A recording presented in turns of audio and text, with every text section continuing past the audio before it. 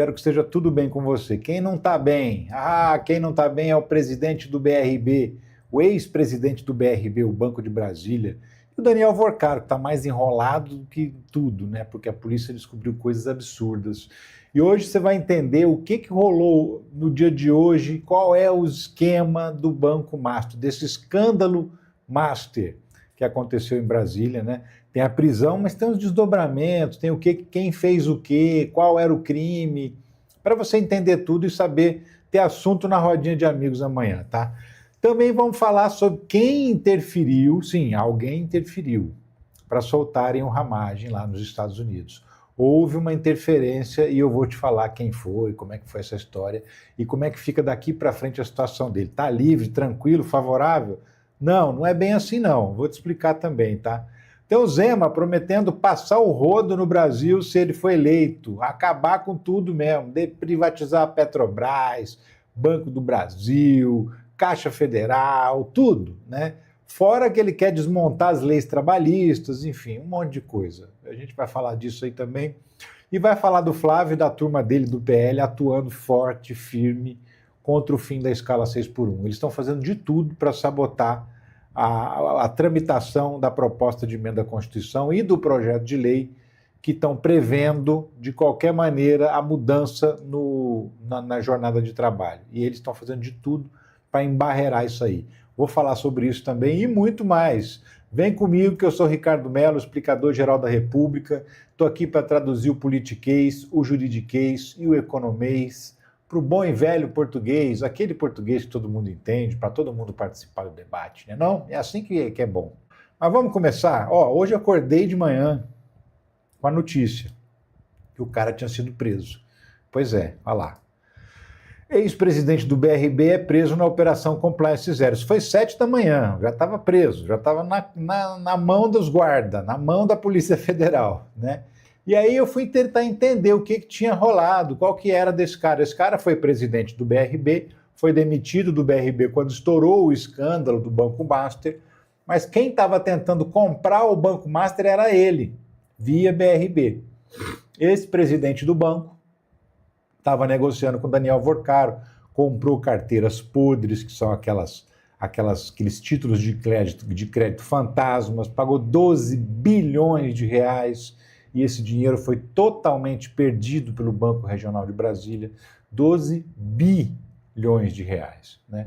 E aí, acompanhando o noticiário ao longo do dia, lá, diálogos entre presidente do BRB e Vorcaro deixam claro o pagamento de propina, matéria da coluna da Miriam Leitão.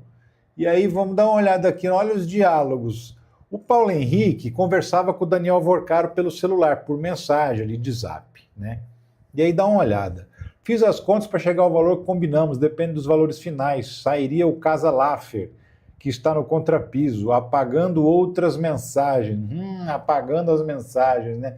Ele está falando sobre um imóvel num condomínio chamado Casa Laffer, um condomínio de luxo em São Paulo. O Daniel Vorcaro falou, você diz a Casa Leopoldo, né? Cobertura que você foi, porque o Heritage melhor que o Laffer, não? Esse era enorme, a crise nos levou na Casa Laffer, num apartamento do tipo, sim, bem melhor. E aí, pegaram, isso demonstra eles tratando o pagamento de propina por forma de apartamentos. Em vez de depositar dinheiro para o cara, em vez de mandar uma mala de dinheiro para o cara, ele dava apartamentos de alto luxo para o cara. E aí tem aqui uma mensagem que foi também, que faz parte do processo, que é o seguinte, ele fala sobre, estou trabalhando para lançar a operação amanhã, ou no mais tardar segunda-feira. Essa operação era a compra do Banco Master. Estava tentando concluir a compra do Banco Master para salvar o Banco Master que estava falido. E aí eles estavam tentando usar um banco público para salvar o banco do amigo deles que estava lá pagando propina. E aí é o pulo do gato. O governador me pediu que preparasse um material para a argumentação dele, porque vamos receber críticas. Então, assim, vão criticar o governador por comprar esse banco falido, viu? Porque é péssimo negócio. E aí o governador quer que a gente crie uns argumentos aqui para ajudar ele a defender esse negócio. E aí, enfim, o próprio governador está envolvido na parada, né? E aí depois ele fala mais embaixo aqui, que Eu e minha esposa estaremos em São Paulo na próxima semana. Seria legal mostrar o apartamento para ela. Assim ela também vai se ambientando. Dia 1/3 está logo aí. E aí ele se despede do Daniel Vorcaro. E ele fala aqui, se o Daniel puder enviar o contrato, seria ótimo. É outro Daniel, é o Daniel Monteiro, que é advogado do Banco Master. Então essas conversas deixam claro que, na época, presidente do Banco Master estava recebendo propina para comprar o banco. Né? O dono do Banco Master estava subornando o presidente do banco para ele decidir a compra o mais rapidamente possível, porque a casa estava à beira de cair, já estava na beira do precipício. Ex-presidente do BRB recebeu 6 imóveis como propina, diz investigação. Então, são 4 apartamentos em São Paulo, na cidade de São Paulo, e 2 imóveis em Brasília, que eu acho que são casas, se não me engano. Só que todos os imóveis de altíssimo luxo, de muito alto luxo. Você não tá entendendo. Quando eu falo que é de alto luxo mesmo. Dá uma olhada.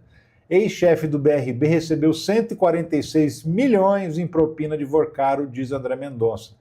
Só esses 6 imóveis valem quase 150 milhões de reais. 6 imóveis. 150 milhões de reais. Entendeu o alto luxo desses imóveis? Tinha um apartamento de 40 milhões de reais, um apartamento de 20 milhões de reais. É nessa faixa de dinheiro assim que a gente nunca vai nem imaginar chegar perto, para você ter uma ideia, né? Enfim. E aí é muita grana. As propinas no caso do Banco Master não existe propininha. 1 milhão, 500 mil, imagina. É tudo de dezenas de milhões de reais. Tudo que ele envolvia era muita grana, Ex-chefe do BRB levava a mulher para analisar imóveis da propina do Master. Então, assim, ele chamava a esposa dele para conhecer os imóveis, antes de receber os imóveis como propina. Se ela não aprovasse, ele não queria o imóvel, queria outro. Então, o Daniel Vorcaro oferecia vários imóveis diferentes para ele visitar com a esposa e escolher. E aí ele escolhia o imóvel e nessa brincadeira ele escolheu 6. E desses 6, a maioria, pelo menos metade desses 140 milhões de reais aí, chegaram a ser passados para o nome dele. 70 e poucos milhões, passou para o nome. Não colocava o imóvel no nome direto do Paulo Henrique Costa, que é o ex-presidente do BRB. Eles colocavam, na verdade, no nome de empresas que eram criadas só para isso, só para ficar dona do imóvel, para não aparecer quem era o verdadeiro dono. E quem operacionalizava isso era um dos advogados do Daniel Vorcaro. Operação Compliance Zero. Daniel Monteiro, advogado do Master, é preso pela Polícia Federal em São Paulo. O próprio advogado do Daniel Vorcaro participava desse esquema. E o que ele fazia? Então, meu amigo, o que fazia o advogado apontado como operador técnico para o BRB? Ele era o cara responsável, por exemplo, por mandar abrir as empresas, por fazer os contratos de compra e venda desses imóveis que eram colocados no nome de terceiros. E assim, esse modo de pagar propina dando imóvel era bastante comum para o Daniel Vorcaro. Então não foi só para o presidente do BRB que ele deu imóveis, não. Ele subornou também com imóveis diretores do Banco Central, subornou políticos, vários políticos. Então, assim, o pessoal está meio em pânico, com muito medo dessa situação dele abrir o bico, dele fazer uma delação premiada, porque ele está negociando uma delação premiada. Se ele entregar todo mundo para quem ele pagou propina de fato, mas vai cair Brasília, porque todo mundo da direita tinha envolvimento com Daniel Vorcaro. É raro uma figura da direita que não estava enrolada com Daniel Vorcaro, né? Prisão de operador de Vorcaro e ex-presidente do BRB deixa Brasília sob forte tensão. Exatamente. Por quê? Porque o camarada tem todos os esquemas armados, acertados, direitinho, para poder pagar as propinas, né? Tá me fugindo a palavra aqui. Para pagar as propinas, ele arrumava o jeitinho que aparentemente era legal, porque põe no nome de um, põe no nome de outro, põe no nome de uma empresa, essa empresa pertence a um fundo, que pertence a não sei outro fundo, que esse outro fundo é ligado a um terceiro fundo, que tem um sócio oculto, que não tem nome. Era esses esquemas, assim, que era feito. E aí o advogado era o responsável por fazer isso. Então tá todo mundo com medo, porque ele sabe todo mundo que recebeu o propina do Daniel Vorcaro, porque era ele que era responsável por legalizar, entre aspas, entre muitas aspas, legalizar o pagamento dessa propina. Ex-presidente do BRB disse a Vorcaro que Ibanez pediu relatório para defender a compra do Master pelo Banco Estatal. Isso aí, ó, joga por terra o argumento do Ibanez de eu confiei demais nele, eu não sabia o que estava acontecendo lá dentro. E aí, ó, ele mesmo pediu argumentos para defender a venda do Banco Master para o BRB. O Banco de Brasília, que estava comprando, né? E aí, com dinheiro público, comprando esse banco falido, quebrado, que tinha dado um gigantesco golpe na praça, mas esse golpe ainda não tinha aparecido. Aliás, já tinha aparecido para o Banco BRB, porque eles já sabiam que tinha tomado um prejuízo de 12 bilhões de reais e mesmo assim estavam negociando para comprar o banco. Era tudo para ajudar os amigos, né? Mensagens de ex-presidente do BRB a Vorcaro indica que Ibanez sabia da negociata. Fica claro, quando ele pede instruções para ajudar o governador, que o governador estava ciente. O governador, então governador, porque ele não é mais governador, né? Ele renunciou para ser candidato a senador. O então governador de Brasília dizia que não sabia de nada, que tinha confiado no presidente, que não acompanhava, que acompanhava só superficialmente. O Daniel Vorcaro, ao contrário, já disse que encontrou com o Ibanez mais de uma vez para tratar desse assunto, e o Ibanez nega. Agora aparecem mensagens de um intermediário, né, de um cara importante dentro do governo, dizendo que o governador sabia. Isso desmonta o argumento do Ibanez de que não sabia de nada, de que é um coitadinho na história, de que é o último a saber. BRB manteve negócios com Master mesmo após detectar 12,2 bi em carteiras falsas. Isso que é o mais incrível. Mesmo depois de ter tomado um prejuízo de 12 bilhões de reais, eles continuaram negociando para comprar o banco.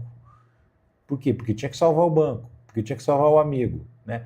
Por que acontece? O Daniel Vorcaro ia vender esse banco e pronto, acabou. Ia estourar a bomba no colo do banco público, que ia se virar para resolver o problema, não ia deixar ninguém saber, porque senão pega mal para o governante. Então eles iam esconder ao máximo todo o prejuízo que o banco levou, e o Daniel Vorcaro ia ficar com a grana no bolso, tranquilo, bilionário, né? Mas bilionário mesmo, multibilionário, diga-se de passagem. Ele ia ficar desse jeito e ia estar tudo certo. Por sorte, alguém percebeu que tinha alguma coisa errada e por sorte e competência também, o Banco Central, na gestão do Galípolo, foi lá e liquidou o banco e impediu que o Banco Regional de Brasília comprasse o Banco Master. Se não fosse por isso, era mais prejuízo ainda. Revelações sobre o ex-presidente do BRB explicam a insistência para negócio tão danoso, mas há muito a esclarecer. É a Miriam Leitão também no Jornal Globo falando sobre isso, né? Então, assim, essas revelações dessas mensagens, da propina que ele recebia em apartamentos de altíssimo luxo, isso revela por que ele insistia tanto em fechar o negócio entre o BRB e o Banco Master, né? Porque mesmo sendo um negócio péssimo, horrível, ele insistia em fazer. Por quê? Porque estava ganhando por trás, estava ganhando lá os apartamentos para poder fazer o negócio e afundar o Banco Master em crise. O Banco Master não, o Banco de Brasília em crise. Era isso que ia acontecer, meus amigos e minhas amigas. Ó, tem mais um superchat aqui. O povo morando em palafitas, perdendo tudo nas enchentes, até a vida, enquanto esses corruptos desviam milhões enchendo os bolsos. É o superchat do Ulisses. Está correto, corretíssimo, coberto de razão. Você não passa frio, Ulisses, está coberto de razão. Muito obrigado pelo superchat. É isso mesmo. Enquanto o povo brasileiro sofre na fila dos pronto-socorro, sofre na fila de tudo quanto é serviço público, na fila do INSS esperando aposentadoria, por exemplo. Enquanto tudo isso acontece, né, os galalau ficam aí desviando bilhões de reais dos cofres públicos, que são abastecidos pelo imposto de quem mais precisa, principalmente. Bem-vinda, Cleusa Nascimento, Nascimbem, perdão, deve ser Nascimento com alguma coisa. Enfim, bem-vindo como assinante, mais uma forma de você contribuir, se tornando membro do canal, viu? Você pode vir com a gente. Ela tinha mandado também um superchat aqui para contribuir. Muito obrigado. Valeu pela contribuição, pela colaboração para a gente manter esse trabalho no ar. Que não é fácil, não é brincadeira não, gente boa. Mas a gente vai que vai, né? Ó, o Evaldo Silva mandou um superchat maravilhoso. Muito obrigado, Evaldo. Você nem sabe a felicidade que eu fiquei agora. Rapaz do céu, isso é... Faltou só sua mensagem aqui, sua falazinha para a gente poder transmitir também para todo mundo. Mas tudo bem, você está podendo. Ó, vamos seguir. Tem assunto aqui. Diálogo entre Vorcaro e ex-presidente do BRB contradiz versão de Ibanez no caso Master. É aquilo que eu estava falando, né? O Ibanez falou que não sabia de nada, que o erro dele foi confiar demais no Paulo Henrique Costa, e aí ele estava sabendo de tudo, né? E agora o Daniel Vorcaro negociando uma delação premiada, onde ele vai entregar tudo. A delação de Vorcaro prevê devolução de 40 bi em 10 anos. Bi, eu estou falando bi mesmo, 40 bilhões. O cara está prometendo devolver 40 bilhões de reais. Tem noção da quantidade de dinheiro que esse cara estava acumulando? Isso aí é o que ele está disposto a devolver. Quanto será que é o total que ele tem? Porque certeza que ele não vai ficar pobre, né? Ele não vai devolver todo o dinheiro e vai ficar pobre definitivamente. Certamente ele vai guardar uns bilhõezinhos para ele aí, e essa proposta de delação premiada. Só que essa história de 10 anos é que pode não dar muito certo, porque é o seguinte, quem vai negociar, quem vai homologar isso é o André Mendonça, o ministro do Supremo Tribunal Federal, lá o terrivelmente evangélico. Segundo essa reportagem aí, ele prefere receber tudo de uma vez, esses 40 bilhões, em vez de parcelar em 10 anos. Por quê? Porque o cara pode não cumprir o acordo, ele recebe o benefício, sai da cadeia, vai tranquilo para a prisão domiciliar, fica de boa, lá na frente passa um tempo, não cumpre o acordo, ninguém cobra, acabou, a Lava Jato mesmo. Teve vários acordos de leniência que foram cancelados por problemas jurídicos, e aí as empresas acabaram não pagando. Então, para evitar esse vai e vem, ele prefere receber tudo de uma vez. Então, eu quero ver se o Daniel Vorcaro vai ter 40 bi na conta bancária dele. Porque, né, tem muito patrimônio, muitos imóveis. Só um imóvel que ele comprou em Trancoso custa 280 milhões de reais. Só um imóvel. Ele comprou uma casa em Miami, 150 milhões de reais. É tudo nesse patamar, os valores que essa galera conversaram. Sabe? Tudo nesse patamar altíssimo de valor de propinagem para todo lado. E aí, meus amigos e minhas amigas, qual não foi minha surpresa quando eu me deparei com essa matéria aqui, do Metrópolis? Paulo Henrique era o presidente quando o BRB deu polêmico financiamento de 5,9 milhões a Flávio Bolsonaro. Seguinte, sabe aquela mansão lá de Brasília, de 6 milhões de reais? Então, 3 milhões foi financiado, 3 milhões ele deu de entrada, né? Tinha 3 pau. Diz ele que era da fantástica loja de chocolate que vinha o dinheiro e dos honorários dele como advogado, ninguém sabe, ninguém conhece o processo que o Flávio Bolsonaro está defendendo, ninguém conhece, mas ele é advogado que tem renda como advogado. Enfim, de qualquer maneira, a renda dele realmente comprovada é o salário de senador, 46 mil reais. Então, 46 mil reais, você nunca que conseguiria um empréstimo de 3 milhões de reais. Tanto não conseguia que, para aprovar esse empréstimo, teve que passar pelo presidente do banco. Você consegue imaginar você indo lá no Itaú pedir um dinheiro emprestado e o cara fala assim, olha, sua renda não dá não, você não consegue essa verba não, mas vou mandar para o presidente do banco para ver se ele autoriza. Se ele autorizar, mesmo a sua renda não dando, eu te libero a grana.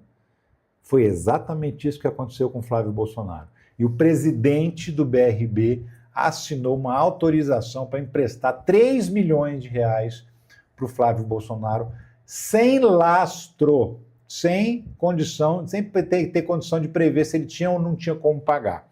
Estranhamente, em 3 anos ele quitou esses 3 milhões. 3 anos, foi lá e quitou. diz que entrou um dinheiro não sei do que, não sei da onde. A gente sabe de onde vêm os dinheiros da família Bolsonaro, né? Então, todo mundo sabe. Todo mundo está careca de saber. Até quem é bolsonarista sabe. A diferença é que não liga, mas sabe também. Enfim. E aí foi ele, então, que liberou esse financiamento para o Flávio. Você está vendo como está todo mundo intrincado com a extrema-direita? Está tudo enrolado com a extrema-direita? Enfim.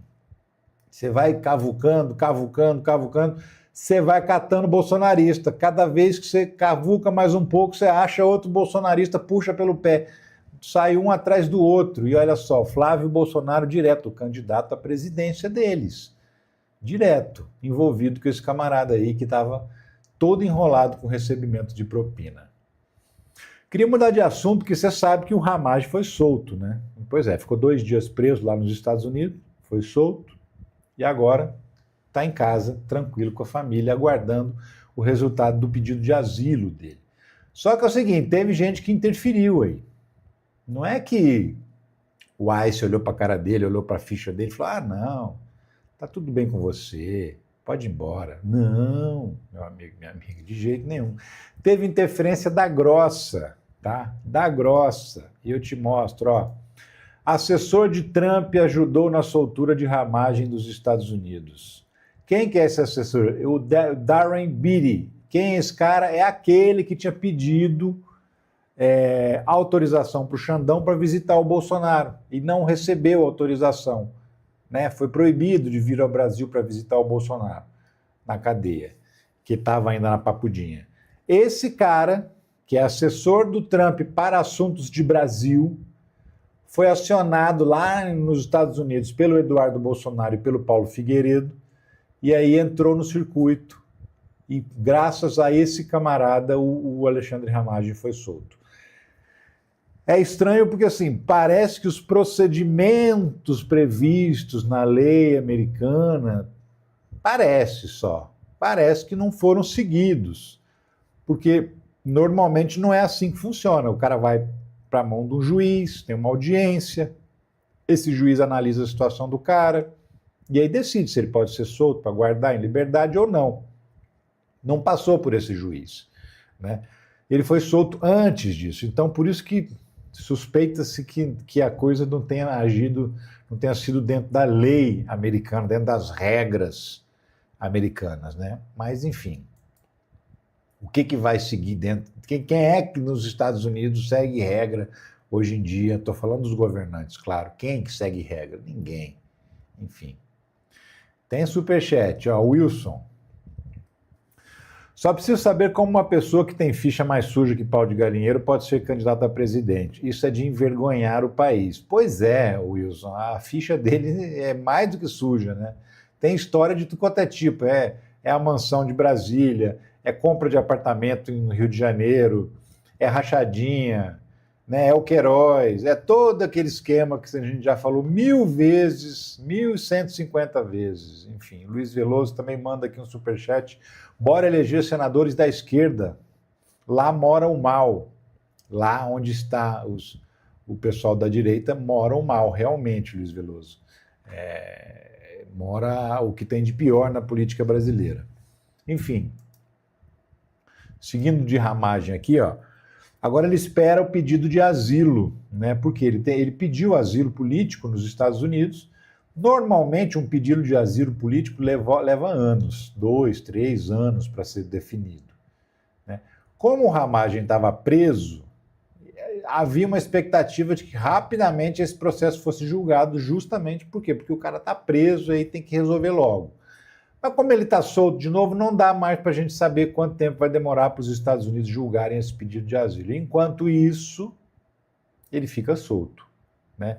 Tem um pedido de extradição do Brasil e é por isso que a Polícia Federal estranhou muito a soltura do Alexandre Ramagem, né? Estranhou absolutamente porque o que aconteceu, afinal de contas, né? Por que soltou? Porque ia ter uma reunião da Polícia Brasileira com a americana para poder apresentar os documentos de que ele é um foragido da justiça, de que ele foi condenado pela tentativa de golpe aqui no Brasil e se mandou para os Estados Unidos, né? E tem mais superchat aqui. Enfim, e aí agora ele vai aguardar em liberdade, sabe-se lá quanto tempo, pelo julgamento desse seu pedido de asilo político nos Estados Unidos, né? E aí, meus amigos e minhas amigas, tem essa ainda, né, para a gente aguentar. Senadores querem que você pague a conta de comissão que vai aos Estados Unidos pedir asilo para Ramagem. Sim.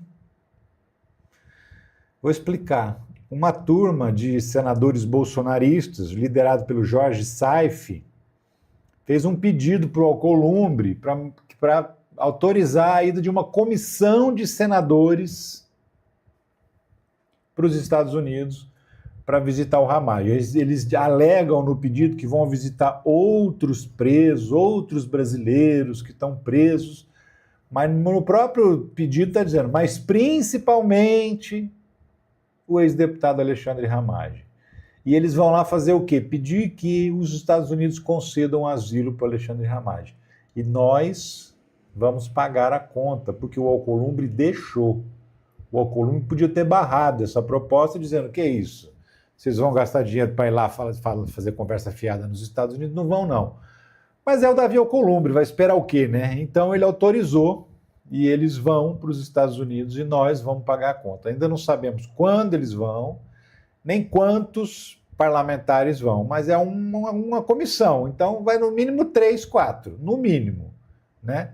E a gente pagando hospedagem, a gente pagando passagem aérea, a gente pagando diária de alimentação, pagando conta de assessor, tudo isso, para esses camaradas ir lá para os Estados Unidos pedir asilo para o Alexandre Ramagem. Essa notícia você encontra no portal do Ricardo Mello, não só essa, muitas outras. É só você clicar em ricardomelo.com.br, está aí na tela, ó, Melo com 2 L's, e você vai direto para o site. Lá também tem notícias sem politiquês, tá? Sem juridiquês e sem economês, para ficar simplesinho e todo mundo entender. Não deixa de comparecer ao site, não, e conhecer, porque tem notícia o dia inteiro, a gente está sempre atualizando, né, e trazendo as principais novidades para você de forma simplificada e tranquila. E lá também você consegue acompanhar o material que a gente produz aqui para o canal do YouTube. Você consegue acompanhar tudo também lá pelo site ricardomelo.com.br. Vamos seguir? Vamos seguir, tem notícia a mais para a gente falar. O Chico Bento, o Zema. Peraí, antes do Zema tem superchat, vamos falar do superchat primeiro. Ricardo, aqui, imagino que seja São Bernardo do Campo, será que é terrível proteger uma meia dúzia? Não entendi, Quintino. Aqui de São José... Será que o terrível, será que é o Trump vai proteger uma meia dúzia? Será que é disso que você está falando? Será que o Trump vai proteger uma meia dúzia dos foragidos? É possível, porque tem lá o Alan dos Santos, tem lá o próprio Paulo Figueiredo, se bem que o Paulo Figueiredo é cidadão americano, é mais difícil de pegá-lo, mas ele também responde processos no Brasil e está foragido nos Estados Unidos, aproveitando o fato de que ele tem cidadania americana, né, e não pode ser deportado. A Cecília Ramos... Pode o Ramagem ter alguma coisa de espionagem por ter sido responsável pela ABIN? Marcelo Marcengo levantou essa lebre e o Ramagem sempre pareceu se sentir muito seguro. Cecília, pode sim, tá? Porque ele tinha acesso, eu lembro que nas investigações, inclusive, ele foi acusado de levar conteúdo da ABIN para casa, né? Então, assim, ele pode ter muitos dados importantes da Agência Brasileira de Inteligência, dados estratégicos do país, e pode ter negociado passar esses dados em troca de um asilo político, por exemplo. Ele pode estar oferecendo esse tipo de coisa para os Estados Unidos. Porque como eles são entreguistas pra caramba mesmo, né? Então, para eles tanto faz entregar alguma coisa que seja estratégico para o Brasil. Dane-se, eles estão nem aí com o Brasil, a verdade é essa. Como diz a Francisca aqui, ó, no superchat que ela acabou de mandar e eu acabei de ver, isso é sapatear na nossa cara. Completamente, Francisca. Sapatear na nossa cara tranquilamente, como se nada tivesse acontecendo. Enfim, mas vamos falar do Zema, que eu chamei esse assunto triste, chato aqui, mas a gente tem que falar do Zema, né? Zema nega ser vice de Flávio Bolsonaro e diz que vai levar a candidatura presidencial até o fim. A gente tem que falar dele por quê? Porque ele é candidato a presidente. É nanico, mas é candidato a presidente e fala umas bobagens que a gente tem que rebater, porque esse tipo de bobagem é aquilo que o povo quer ouvir. que ele faz promessas simples como se fosse fácil de fazer, de realizar essas promessas, né? E aí engana o povão. Então, para evitar isso, a gente tem que rebater também. Ele hoje fez um pronunciamento falando da campanha, lançando as diretrizes do programa de governo do Romeu Zema. Zema propõe mandato para o STF, privatização de 100% das estatais e fim dos benefícios para marmanjões. Vamos por partes aí. Primeiro, mandato para o Supremo Tribunal Federal. Nem cabe ao Executivo nada nesse sentido. Constitucionalmente, quem se regula é o próprio Poder Judiciário. Existem harmonia entre os poderes, um não interfere no outro. Portanto, não cabe ao presidente falar, vou moralizar o STF, vou mudar a idade, não vai, está mentindo para você, tá? Segundo, privatização de 100% das estatais, ele está falando 100% das estatais. Petrobras, Banco do Brasil, Caixa Federal, Correios e outras empresas que são estratégicas para o Brasil, principalmente a Petrobras, que é um orgulho nacional. O brasileiro ama a Petrobras e mesmo assim o Zema está falando que vai passar no dinheiro, vai vender mesmo, porque segundo ele o Estado não tem que ter empresa. Porque é o seguinte, existem duas visões distintas. Tem uma visão política, ideológica, que entende o seguinte, que de fato o Estado tem que ter participação em algumas áreas da economia, principalmente em áreas estratégicas. Porque se ele não tiver participação para agir como se fosse um concorrente das empresas, essas empresas não se seguram, elas fazem cartel, elas combinam preço, elas sobem o preço todo mundo ao mesmo tempo, elas fazem o diabo, porque não tem ninguém para impedir. Então, nesse caso, é estratégico que o Estado brasileiro tenha uma empresa ali, para essa empresa atuar como concorrente das empresas privadas e dar uma segurada nessa sanha desesperada de ganhar dinheiro que as empresas privadas têm. Então, por isso que existe uma visão estratégica, e é a visão do Lula, de que o Estado precisa estar presente na economia, principalmente em setores estratégicos. E tem uma outra visão, que é a visão de quem quer farra, de quem quer trabalhar, fazer as coisas sem nenhum controle, sem nenhuma regulação. Tudo que eu falei que acontece é o que eles querem fazer, subir preço, priorizar o lucro sobre o bem-estar do cidadão, priorizar o lucro sobre a qualidade do produto, priorizar o lucro acima de tudo e acima de todos, né? Essa galera quer que o Estado não tenha nada, porque se o Estado não tem nada, ele não consegue controlar os preços, ele não consegue agir para controlar os preços, para não subir tanto. Então essa é a visão do Romeu Zema, né? Só que ele vira político e ele muda. Quando ele virou governador do estado, muitas coisas que ele falava que ia fazer, porque era empresário, vou fazer, vou acontecer, sou empresário de sucesso, tem a fórmula, o segredo do sucesso, fez não, pelo contrário, ficou devendo demais, dobrou a dívida de Minas Gerais, com a União, em 8 anos de governo, dobrou, tá? Então assim, que gestor é esse?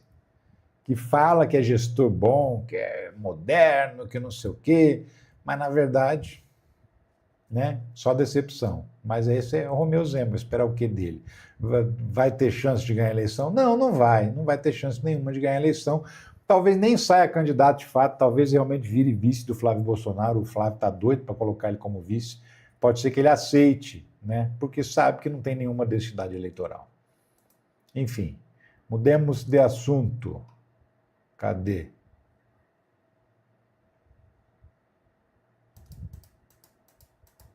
Ô inferno, não consigo colocar na tela. Aqui, esse negócio fica pulando aqui, eu não sei porquê, mas enfim, não tem como tirar esse pula-pula não, esse negócio para lá e para cá. STF tem maioria contra a lei de Santa Catarina que proíbe cotas raciais nas universidades. Aí descendo o negócio sai, é só subir que o negócio começa a pincar de novo para lá e para cá. Enfim, o Supremo Tribunal Federal, vamos tirar isso aqui porque isso é um inferno, né? Você vai ficar vendo isso aqui, vai ficar desconcentrado, não vai prestar atenção no que eu estou falando. O Supremo Tribunal Federal está julgando uma ação que contesta a existência de uma lei em Santa Catarina que proíbe cotas raciais tanto nas universidades públicas quanto naquelas particulares que tem bolsa do governo, que recebe verba do governo. Então, eles aprovaram essa lei que nenhuma universidade que receba verba pública, seja ela pública ou privada, está proibida de ter seleção por cota racial. Só cota racial, tá? Cota de deficiente ninguém mexeu, cota de trans ninguém mexeu, só mexeu nas cotas raciais, ou seja, uma lei racista mesmo, declaradamente racista, porque só mexeu num aspecto. Aí o Supremo Tribunal Federal fez o óbvio. Já até então, né, agora são 8 horas da noite, 7 ministros já votaram e os 7 foram unânimes em derrubar a lei de Santa Catarina. Então, o seu Jorginho Melo, sinto muito, mas não vai conseguir implantar a lei racista dele, né? E por falar em bolsonaristas, Jorginho Melo, Santa Catarina, racista, essas coisas todas, ó, partido de Flávio Bolsonaro, o PL trava o fim da escala 6x1 e defende trabalho até a exaustão. Exatamente, meus amigos, o PL e o PSDB, o falecido PSDB, que parece um defunto que esqueceu de deitar, né? Inclusive, alguns de seus integrantes são exatamente isso, defuntos que ainda não deitaram.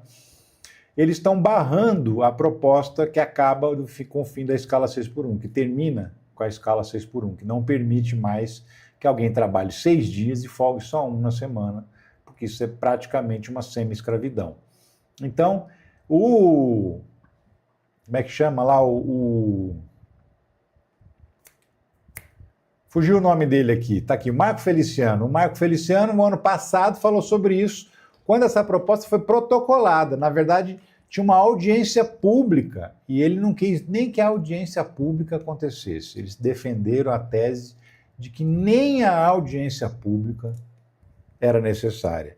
E que o povo tem mais é que se lascar mesmo. Dá uma olhada na fala do malandro.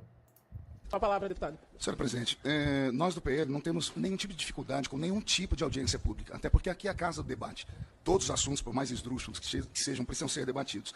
Todavia, como não houve acordo, então nós vamos aqui usar aquilo que nós, como oposição, sempre fazemos, que é o nosso kit de obstrução. O requerimento 51 de 2024 da senhora Erika Hilton, que fala aqui sobre a realização de uma audiência pública para debater a redução da jornada de trabalho e o fim da jornada 6x1, junto do movimento Vida Além do Trabalho. Pelo que eu entendo aqui, se propor que essa Câmara dos Deputados se debruce sobre um assunto para diminuir a jornada de trabalho do trabalhador brasileiro. Parece que para 4 dias da semana e diminuir ainda para 6 horas de trabalho. Eu acho isso uma excrescência, pessoalmente falando, né? Acho que o ser humano ele é digno do seu trabalho e todo trabalho dignifica o homem. E nós temos um país que precisa crescer. E só há crescimento se houver trabalho. Democracias sérias e maduras como os Estados Unidos da América, como o Japão, todas as pessoas trabalham até a exaustão para verem a prosperidade, a riqueza e tudo mais. Para mim, para nós, o PN, inclusive, o maior método de trabalho social ou de ação social que o governo possa fazer para o ser humano é dar a ele trabalho. Então, por ser nesse quesito, nós nos declaramos contra o requerimento e pedimos aí que seja retirado de pauta. Tá aí, tá vendo só? Aí, olha só, o Marco Feliciano defende que você trabalhe até morrer. É isso. A proposta, o ideal é que você trabalhe até morrer e que se dane você, que se lasque, né? E que você nem discutir esse assunto é necessário, segundo eles. Não tinha nem que ter audiência pública, nada, absolutamente nada. Enfim, esse é o PL, né? Esse é uma liderança do PL e esse vai ser a toada que eles vão levar essa discussão da escala 6x1. O trabalhador tem que trabalhar até se esfalfar, até morrer mesmo, que é assim que eles entendem. A Suzana mandou um superchat, vocês da mídia de esquerda, né? Ajudam a manter minha sanidade mental. Obrigada, muito obrigado, Suzana, pelo superchat, pelo recado, por saber que a gente contribui, que a gente colabora com a sua sanidade mental e com a nossa também. Eu te garanto que não é fácil manter a minha também não, viu? Porque o que eu leio de notícias todos os dias é extremamente cansativo, extremamente exaustivo, eu diria, né? E exaustivo por vários aspectos, principalmente pelas besteiras que a gente lê todos os dias. Enfim. Novo ministro contraria colega e diz que o governo está disposto a negociar a transição para o fim da 6x1. O José Guimarães, que é o líder do governo, que aliás é o ministro, ele era líder do governo, agora ele é ministro das Relações Institucionais. O projeto de lei do governo não prevê regra de transição, simplesmente aprovou, está valendo, tchau. E ele está falando que, olha, não, mas a gente aceita negociar sim uma regra de transição, o José Guimarães disse isso, contrariando o ministro Luiz Marinho do Trabalho, que falou que não tinha não, que era... O que o Lula quer é, aprova a lei e já começa a valer. Esse ano ainda no primeiro semestre, já acaba com a escala 6x1. Não de ficar, vai devagar, para o ano que vem um pouquinho, no outro ano mais um pouquinho. Não. Está propondo, aprovou, começou a valer imediatamente assim que o governo Lula sancionou a lei, já acabou a escala 6x1. É isso que o governo quer, né? E é isso que a gente precisa, de fato. O Lula se reuniu hoje com vários sindicalistas, com 28 sindicalistas, representantes de centrais sindicais, né? Não só de sindicato, o sindicato único ali pequeno, mas de grandes centrais sindicais. 28 se reuniram com ele, e ele estava lá com o bonezinho, lá, pelo fim da escala 6x1. Deram o boné para ele, ele colocou na hora na cabeça, porque essa é uma pauta que o governo abraçou, e abraçou forte, tanto que ele mandou um projeto de lei para a Câmara para ser discutido em 90 dias, que é 45 dias na Câmara, 45 dias no Senado. A coisa é bem rápida, né? Por quê? Por conta do projeto de lei. Tem a PEC, a proposta de emenda à Constituição, uma coisa não anula a outra, os dois podem ser aprovados. Agora, provavelmente o projeto de lei vai ser aprovado antes, né? E aí acaba com a escala 6x1 no Brasil. O Congresso quer que vote na PEC, a proposta de emenda à Constituição, por quê? Porque não passa pelo presidente da República. E aí o Congresso ia ficar no histórico, né, no papel, o Congresso ia ficar com mérito de acabar com a escala 6x1, sendo que é o governo que está encampando essa ideia, e aí ele não quer deixar o Lula ter a sua assinatura nessa mudança, porque essa mudança vai acontecer. Eles estão tentando impedir que a votação aconteça, porque se a votação acontecer, ninguém vai ter coragem de votar contra. Então, a estratégia deles é tentar parar o projeto antes de chegar à votação. É por isso que eles estão travando na Comissão de Constituição e Justiça. Depois, a PEC vai para uma comissão especial, eles vão tentar travar lá também, fazer obstrução de todas as formas, para não votar nas comissões, porque se votar no plenário, um abraço, aí tchau, aí acabou. Enfim, Mônica Pereira, obrigado, Mônica, pelo superchat, também pela contribuição com o trabalho que a gente faz aqui, muito obrigado, né? Sempre presente, Mônica Pereira. Acho que eu já vi teu nome aqui, Mônica, nos comentários aqui, não vi não? Posso estar enganado, mas acho que já vi. Mas enfim, vamos seguir. Ó o Trump. Ô Trump, cadê o Trump? Olha lá, Papa Leão XIV critica tiranos que gastam bilhões em guerras após ataque de Trump. Pois é. O Papa Leão XIV criticou nessa quinta-feira os líderes que gastam bilhões em guerras, afirmando que o mundo está sendo assolado por um grupo de tiranos durante sua visita a Camarões. É uma declaração incomumente contundente, porque ele é sempre calmo, tranquilo e tal, mas ele sentou a borracha, sabe? O pontífice atacou aqueles que, segundo ele, manipularam o próprio nome de Deus em seu benefício. Do que ele está falando, né? Das bobagens que o governo Trump faz, por exemplo, você deve ter visto, se não viu eu te mostro agora, essa fotografia aqui, vou aumentar aqui um pouco, ó, que foi feita por inteligência artificial e foi publicada pelo Donald Trump na rede social dele. Depois ele apagou, porque foi muito criticado, mas, enfim, o print é eterno, né? E aí tá lá, ele se fazendo de Jesus Cristo, né? E aí o Papa, obviamente, não deixou barato isso aí. Sabe quem também não deixou barato? A turma do Irã. A turma do Irã. Irã reage à imagem bíblica de Trump e faz Jesus jogá-lo no inferno. O Irã está fazendo o seguinte, tem uma galera aí do Irã que está usando a inteligência artificial para fazer vídeos satirizando o Trump.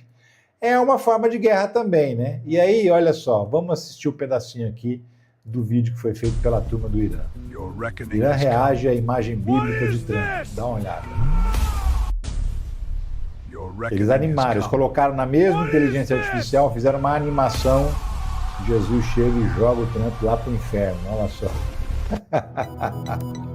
Muito bem feito o negócio do pessoal do Irã, muito engraçado, inclusive, né? E aí isso viralizou também essa reação dos iranianos contra o Donald Trump. Eles falaram, né? Fica usando a palavra de Jesus em vão, né? E é isso que o Papa também está dizendo. Em outras palavras, é isso que o Papa está dizendo também, né? Com xingamentos ao Papa, como xingamentos ao Papa selaram o divórcio entre Trump e a primeira-ministra da Itália. Seguinte, a Giorgia Meloni era trumpista, tá? Antes mesmo dela virar primeira-ministra, ela era trumpista. Desde o primeiro mandato, ela defende o Trump. O primeiro mandato do Trump, como presidente dos Estados Unidos, ela defende o Trump. Só que tá pegando mal para ela na Itália. Por quê? Porque o italiano é bobo. O italiano sabe que o aumento da gasolina, que já aconteceu na Itália, é culpa do Trump, por causa da guerra. E aumenta a gasolina, aumenta o preço de tudo, lá para eles também. Então está tendo inflação na Itália, e o italiano sabe que é culpa do Trump. Então está pegando mal ser amigo do Trump. Então a Giorgia Meloni resolveu se afastar do Trump, evitar problemas, né? E aí aproveitou essa oportunidade que o Trump falou mal do Papa para comprar uma briga pesada, uma briga dura com o próprio Trump. Diz que é inaceitável as palavras dele, né? Defendeu o Papa, que ela chama de Santo Padre.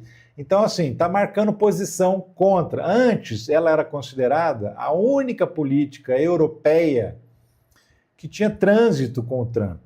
Só que agora eles estão trocando farpa por conta disso também. Como ela defendeu o Papa, o Trump resolveu trocar farpa com ela, falar que a Itália não é mais a mesma, né? Ou seja, desagradou o Trump, ele desdenha da pessoa. Então é isso que ele está fazendo agora. Mas, de fato, a Itália, que era a única aliada dos Estados Unidos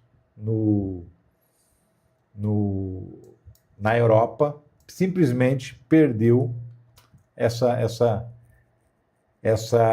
olha só essa notícia aqui, gente. Ramagem agradece Trump após soltura e chama a PF brasileira de polícia de jagunços. Ele gravou um videozinho, mas eu queria mostrar para você, era essa matéria aqui, ó, tá embaixo, ó. Tarcísio jantou e tirou fotos com o empresário do funk preso por ligação com o PCC. Olha só, Tarcísio de Freitas. Não é o Tarcísio que falou que o PCC deu uma ordem para as pessoas votar no Boulos? E não é que ele está enrolado com a história com um sujeito que é preso por ligação com o PCC?